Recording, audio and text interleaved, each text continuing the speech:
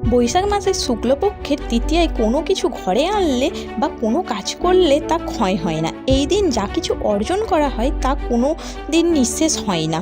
অক্ষয় তৃতীয়া এমনই দিনে সোনা কিনে মা লক্ষ্মীর কৃপায় ধন্য হতে চান অনেকেই। অক্ষয় তৃতীয়ায় সোনা কেনা নিয়ে রয়েছে এক প্রচলিত বিশ্বাস। মনে করা হয় এই দিন সোনা কিনলে বাড়বে অর্থ, যশ ও মান সম্মান।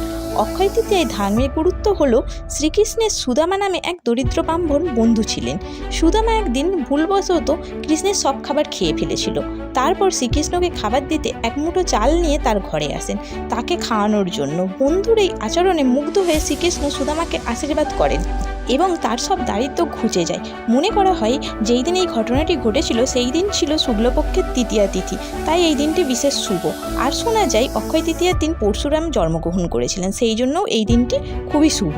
এই দিনটি ব্যবসায়ীরা লক্ষ্মী গণেশের পূজা করেন, আবার অনেকে দোকানেরও হালখাতা করে।